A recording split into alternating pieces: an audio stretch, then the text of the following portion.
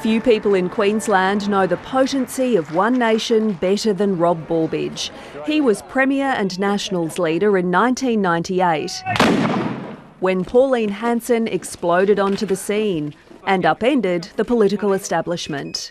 We're going to do extremely well. I think a lot of people are going to get a hell of a surprise. They sure did. Her party won 11 seats.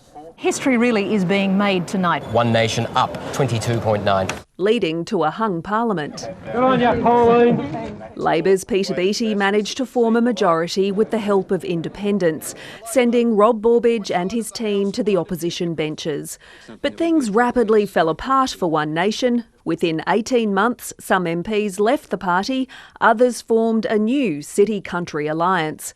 Nevertheless, One Nation has survived through the decades, and recent opinion polling, plus electoral success interstate, suggests it's on the rise once more. Rob Borbidge, welcome. Thank you. 1998, it was a time of great political upheaval. Are we now seeing history repeating? Well, that remains to be seen, but certainly it's starting to look like a recurring nightmare as far as conservative politics is looking. And, you know, the end result, and one of the great ironies of support for One Nation, is that that support in 1998 led to 14 years of Labor government. So the alarm bells are ringing. Even Pauline Hanson says she is shocked at recent opinion polling. Why do you think support for One Nation is surging now? I think they're seen as a short-term safe haven.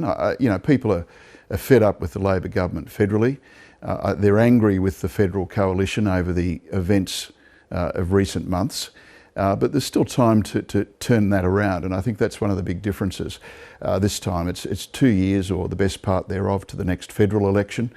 And at a state level, One Nation hasn't made the inroads to date against the Crisafulli government that they did against my government back last time round. So federally, looking at the recent opinion polling, the coalition should be very, very worried, shouldn't they? I think conservative politics should be worried across Australia. I mean, when we look at what happened in South Australia, we'll see what happens in Victoria.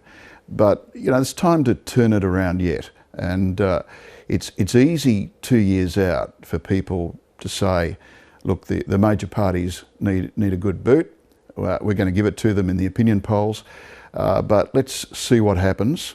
And if Angus Taylor and Matt Canavan, who I think are the best two on the conservative side of politics federally to take on One Nation, can get a bounce in the polls, even if it's only 5 or 6%, then all of a sudden that makes the next federal election very competitive. Well, they certainly haven't achieved that yet. I mean, the Redbridge poll in May suggested the coalition would be wiped out in Queensland. Yeah, there's some real danger signs there, and we can't take anything for granted. At a state level, is there a message here for David Crisafulli and his team? Oh, look, based on what happened in 1998, the Crisafulli government could lose office as a result of a strong One Nation vote. Does the LNP need to do something differently to capture those people who are now taking a good, hard, serious look at One Nation? I believe that the Crisafulli government is doing everything it can do at a state level. All the indications are that the state LNP has been segregated a bit from the One Nation surge, but that's not to say it's not coming. Well, let's talk about preferences, because you've been very strident in the past about not swapping preferences with One Nation. Do you still hold that view? Look, my view is that the big challenge for Australia at the moment is the Labor government in Canberra, and also the risk of another Labor government being elected here in Queensland. So my view is the Greens should be last. But what about preferencing One Nation then?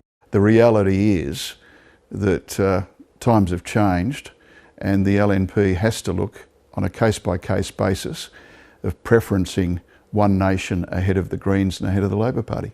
So that doesn't mean you put One Nation 2, they might be 6 or 7.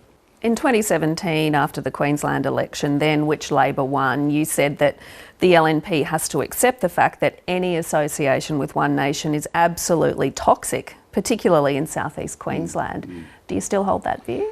One nation having the balance of power at a state or federal level would be absolutely dreadful and toxic to good government. Now, that doesn't mean that at the end of the day, in terms of preference allocation, you don't have to make a tough decision on what you view as the lesser of evils.